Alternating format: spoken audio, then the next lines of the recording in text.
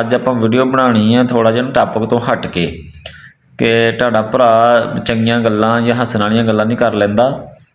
ਤੁਹਾਡਾ ਭਰਾ ਗਾਣਾ ਵੀ ਗਾ ਲੈਂਦਾ। ਜ਼ਰਾ ਗੌਰ ਕਰੋ। ਆਤਿਫ ਅਸਲਮ ਦਾ ਕੱਚੀ ਡੋਰੀਆਂ ਡੋਰੀਆਂ ਡੋਰੀਆਂ ਸੇ ਮੈਨੂੰ ਤੂੰ ਬਾਂਧ ਲੈ, ਕੱਚੀ ਯਾਰੀਆਂ ਯਾਰੀਆਂ ਯਾਰੀਆਂ ਮੈਂ ਉਹਦੇ ਨਾਂ ਫਾਸਲੇ। ਇਹ ਨਾਰਾਜ਼ਗੀ ਕਾਗਜ਼ੀ ਸਾਰੀ ਤੇਰੀ, ਮੇਰੇ ਸੋਹਣਿਆ ਸੁਣ ਲੈ ਮੇਰੀ ਦਿਲ ਦੀਆਂ ਗੱਲਾਂ।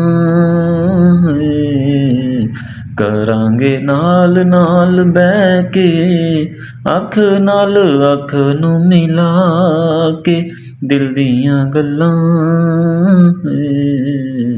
ਕਰਾਂਗੇ ਰੋਜ਼ ਰੋਜ਼ ਬਹਿ ਕੇ, ਸੱਚੀਆਂ ਮੁਹੱਬਤਾਂ ਨਿਭਾ ਕੇ ਦਿਲ ਦੀਆਂ ਗੱਲਾਂ। ਅੱਛਾ ਦੋਸਤੋ, ਕੈਸਾ ਲੱਗਾ? ਪੂਰੀ ईमानदारी ਦੇ ਨਾਲ ਦੱਸਣਾ ਤੇ ਚਵਲ ਨਹੀਂ ਮਾਰਨੀ ਹੈ। ਓਕੇ।